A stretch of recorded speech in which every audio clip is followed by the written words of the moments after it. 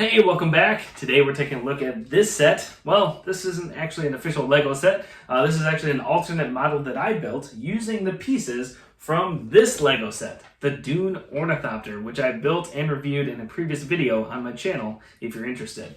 But again, like I do on my channel, I love building Lego sets, reviewing them, but then taking them apart and building some of my own creations. It's kind of like what I did when I was a kid. I loved getting new Lego sets and building them and playing with them. But then I also enjoyed looking at the back of the boxes where they often have these alternate models of things that you could build. Again, no instructions or anything, just like an inspiration of like, this is also what you can build using the pieces from this set. And so that's what I like to do here on this channel is I broke this awesome Lego set apart and I used just the pieces from this set to build some of my own creations. First, I built this military helicopter, which you can see a closer review in a previous video. But today, in this video, I want to take a look at this second alternate model.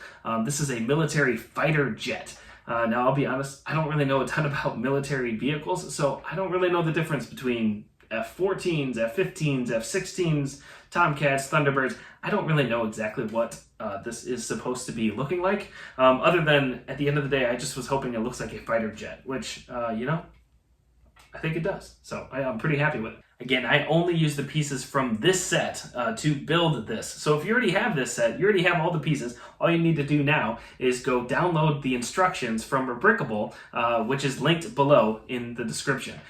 So yeah, let's take a closer look at this alternate build.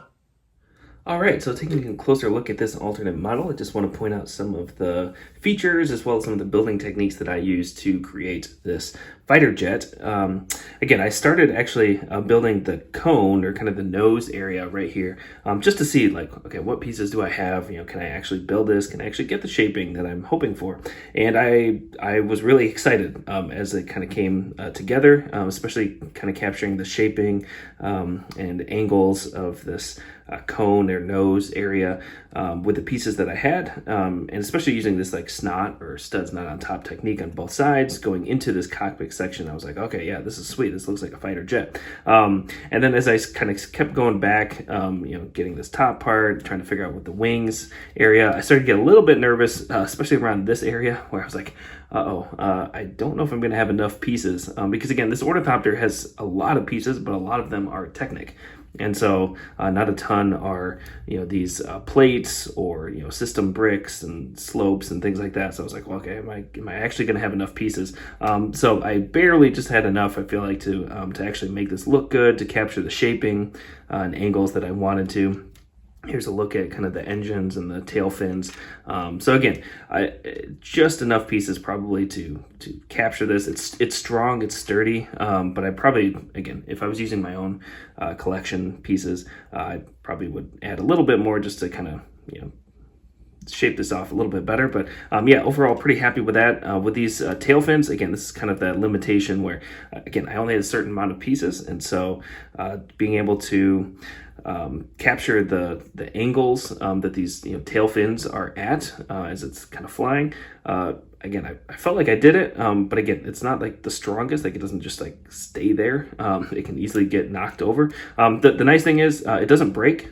I find when I'm playing around with it, they'll just sometimes fall down flat, which again, it's not the end of the world. And overall, it does kind of capture again that shaping that is so iconic from the rear tail fins right there. So looking actually at the bottom, another feature that I was really excited about getting was this retractable landing gear. So I actually built this where, again, there's a kind of this cavity right here in the nose body section of the plane. So the front wheels can actually go right into it. And then these back wheels also have a perfectly shaped space for them to retract. And that's using these wedge plates, again, capturing this like perfect shaping for them to go in. So when it's flying now, it's very difficult to actually see the landing gear. But then when when you want to land on an aircraft carrier or something like that, it's pretty easy to pull these out. And again, these are just these like 2x2 round tiles with the holes in the middle. So they're not actual wheels, but they do actually work as wheels. So if you do land it and again want to pretend you're on an aircraft carrier, it does work. But again, it's pretty easy to just kind of pop these right down into the plane, and now you're ready to fly. So yeah, another thing I wanted to point out was I did add these like missiles or guns or whatever these things are on the plane, just to kind of add a little bit of something. But again, they are pretty easy to take off. They're also pretty easy to accidentally bump out of place. But if you do want it to look like just like a normal wing on a jet, you definitely can. Or it's pretty easy to pop these things right back into place. Like I said, though, these are maybe not the strongest thing, at least when it comes to like movement. So sometimes you just have to kind of make sure they are back in the normal space that you want them to be. So yeah, this is the underside of the plane. Moving up to the top, I do want to kind of touch on these wings, because this was a really cool element that I really felt like I needed to capture and get it right. So these actually just kind of can slide right off like this. Again, with the limited amount of pieces, this is what I could use, was kind of this like hinge piece with Technic pins, and then the Technic pin actually just goes right into this brick with the Technic pin hole, and so at the right angle it just slides into place just like that. And the wing is actually kind of held into place in the back by these kind of tiles and plates over here. So there's really not a whole lot of wiggle room there, and it's pretty strong.